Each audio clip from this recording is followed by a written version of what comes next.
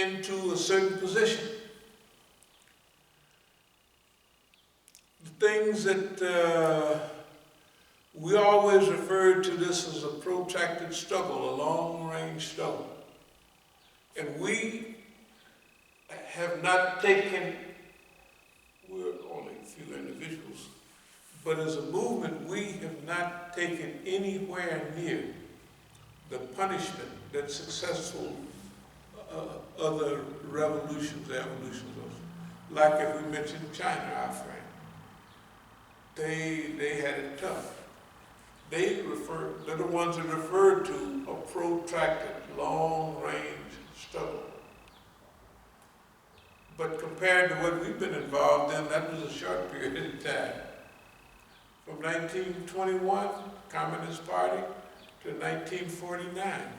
And it was all they established that, okay, now we don't know the final dates of all of this, but we have to look at the score, our own score. How well have we coordinated our activities according to our own expectations of reality for the time in which we're living? How well have we done that? That's the first question. How well have we done that? And when we ask that question, how strategic has the timing been? How accurate have our forecasting been? How correct have we been in our analysis? Is this analysis been correct? Has ICNA's analysis been correct? Have America's analysis been correct? Right? You look at their analysis. I was watching a program last night about the Korean War. You know, it's been since World War II that America has actually, well, they claim Grenada, 5 people down there. Korea, does anybody remember what happened in Korea? They got their hat brought to them in Korea. They was the one begging for, at Pinmanjan, for a ceasefire. Technically, the war is still going on. There's still a technical war. There's no peace treaty for the Korean War. And they tried to call it a police action where 58,000 people got killed, some thousand people got killed. Basically the same amount that got killed in Vietnam, and they were slaughtering the brothers in Vietnam. It was unbelievable.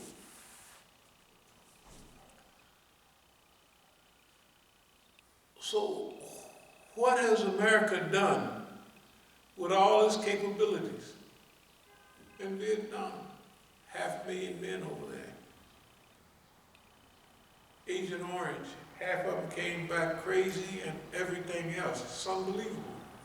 Dope fiends, and it's just, oh my goodness. That's Korea. I mean, Korea and then finally Vietnam. Okay, what about them recently? They had a Tabas exposition when they had all these helicopters flying over to Iran, you know, to do them some damage. And a sandstorm came and had them boys flying into each other and just knocking each other out. It must have been 80, yeah, it was 80. It was unbelievable. Okay, but let's scratch all of that. Let's just say about, was it 20 years ago? Yeah, about, well, it was 18 years ago with Iraq, I think. Yeah, 2003 in March. Afghanistan, it's been 20 years.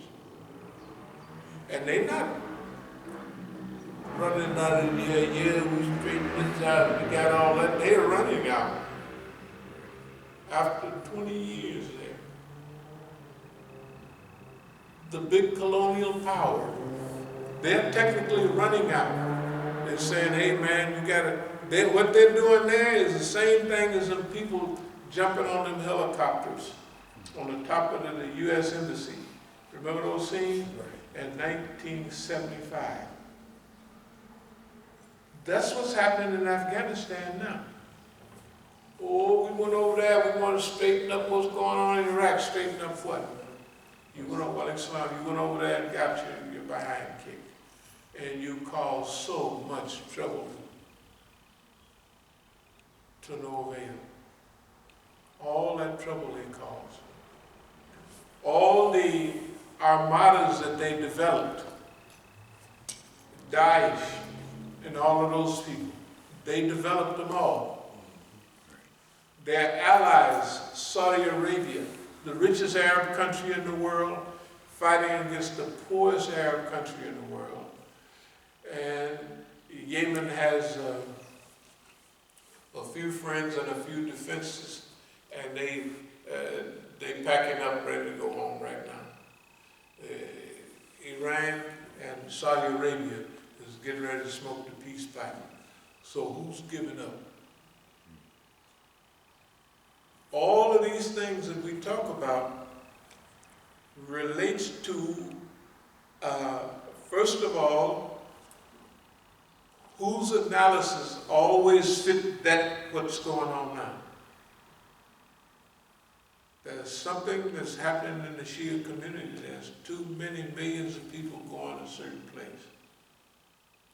The day something happens, we're the only ones come out and say, that's what it was. And then when you look all over the Shia world, you see that's exactly what it was. When there's 7 million people pouring out in Tehran, several million people, when they got Mohammed and Soleimani together in Iraq, right? Hey, it's solidifying Iraq, right? And it's solidifying the Islamic Republic, and it's bringing in that whole crew of Hezbollah and all of the people of Palestine that they're cheering. What we're trying to say is this: all along, during every period, people have been looking at us like, oh, you guys are taking it on the chin. That's the most insane. If we go over for a minute, what's been going on with us? Longevity. How many black organizations ever lasted over 5 years with a frontal confrontation with the United States government? How many? No, not a single one. Not a single one. The whole black movement, if you say 65, by 1970 it was wrapped up. The Black Panther Party by 1970 and 71 was getting loans or grants from the United States government. The movements in Chicago, when I was in the federal penitentiary with Jeff Ford and them, he was in the federal penitentiary for taking money from the government, the Blackstone Rangers. And they didn't have enough sense to know that if the government hands you a ton of money, right, it's got to be something behind it. That was a whole crew of those type of people, even as Muslims later on. One of the Muslims in New York, this guy makes lectures in Australia. Khalid Yassin, is that somebody? Khalid Yassin, yeah.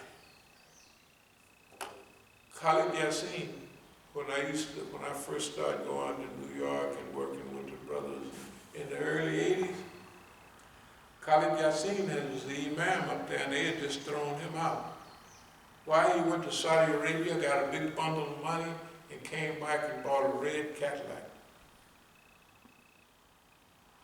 And now, he has the people in Australia and all over just trusting and loving Him.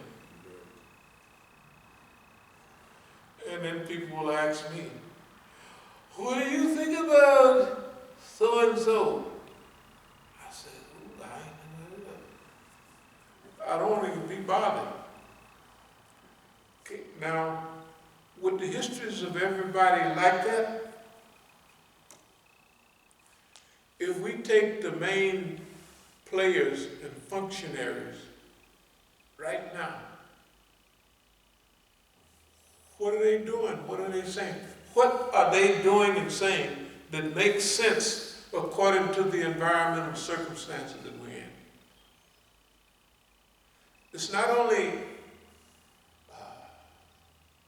that we have been correct, but we have been correct against all odds. Nobody, when you come out with a big mouth running your mouth and you're always right, you're going to have, boss man ain't going to like that. Okay? So it's clear he don't like it. That's too bad. And the more he don't like it, the hotter the water he get in.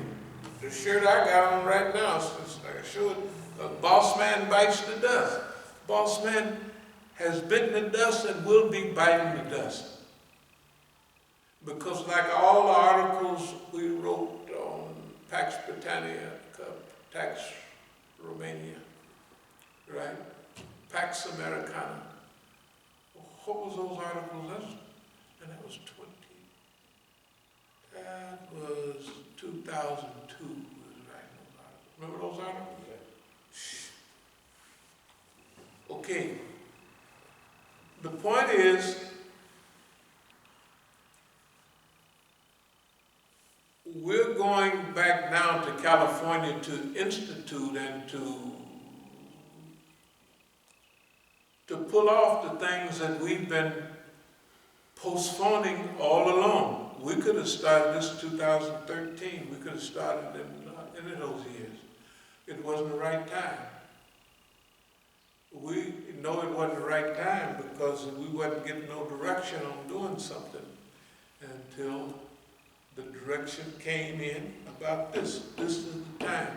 It's like you get a taste in your mouth to do something, you know. You say, that's it. You know, when we used to live iron, we'd be sitting there waiting, you'd be waiting till something. Then all of a sudden you taste it, you say, I got it. You've seen that, I don't care how heavy the weight was, you know, you just seen it go up. And you do 400 pounds for something, some do 5, some do 6, I think they up on the bench press up around 700 pounds or something now. But I'm talking about the old days when we were just kids. That was a long time ago. So 450 was big iron. And the record was 625.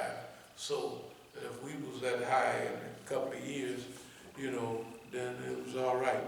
The point is everything that we're talking about now is like the taste is there. This is the reality, okay? It doesn't make no difference what someone else wants us to do or what they got a program to encourage us to divert our attention. We're not going to do that. We're going back to Oakland now to do what we believe Allah subhanahu wa ta'ala wants us to do. All our other outlines and steps to victory, they've all came out.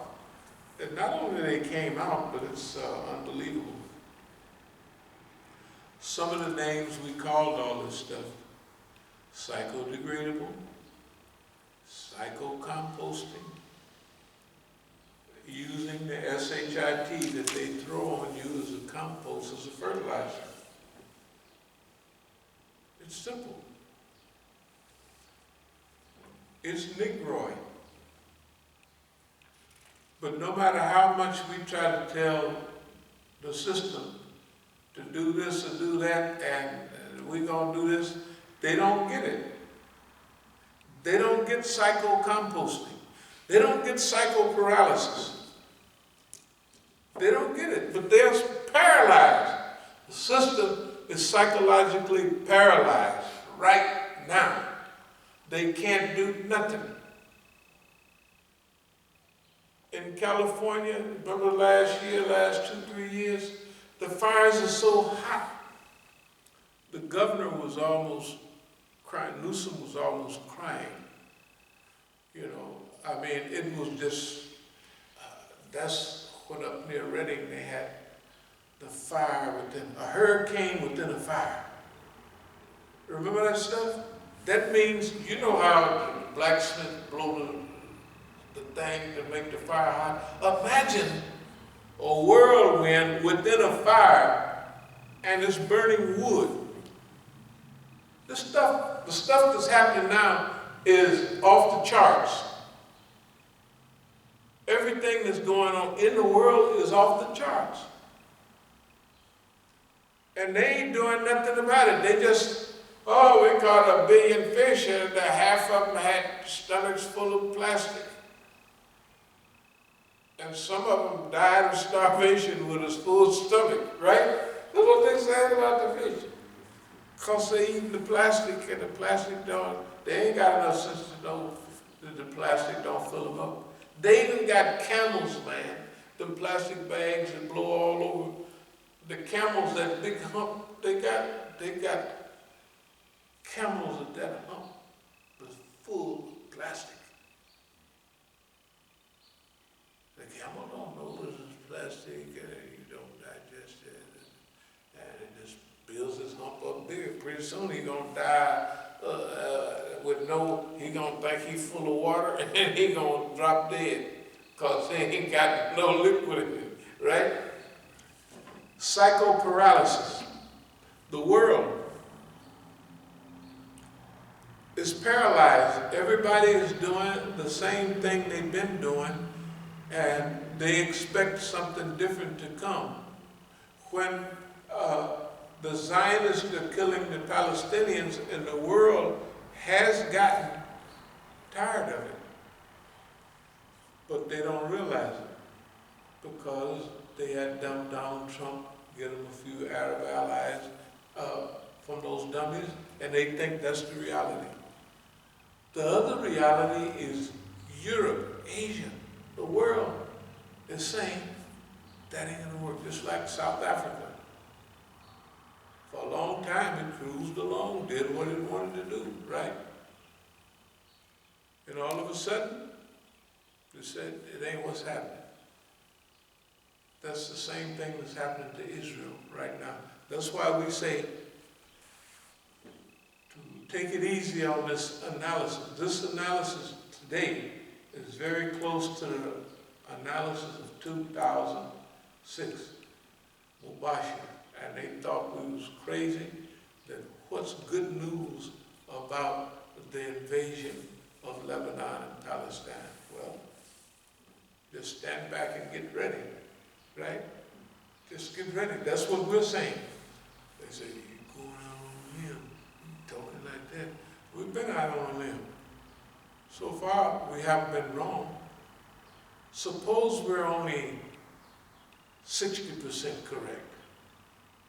Or 70% correct. So far we've been 95% correct, right? On all of the stuff we've ever talked about. Suppose we're only 60% correct. That's fine. Suppose we're only 40% correct. Okay, good. So this grand strategy, whether we call it the psycho-negroid implementation strategy. We do all of this flim-flam talk because the white man don't know which part is serious and which part we're playing.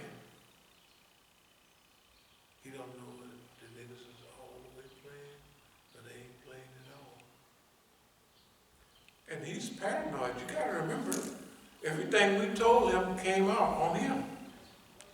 You're gonna mess with something. And this didn't start last few years ago when everybody's hearing it. This has been going on since before the revolution in Iran, but it really became highlighted when we were going to universities and we're talking about this and Palestine and everything. And this is when he started keeping score. Because before that, up until maybe 20, 25 years ago, I guess he would think he was in charge. Then remember we said, we're in D.C. for a certain reason. We said, we're here, we've been here since '89, that we're here, and we said when we came here that if we can last 5 years, we're going to get the whole game on, the Islamic movement. And now, what is it? It's 30 years, 32 years. Is that 32 years? 89? Yeah. It's a long time. Okay.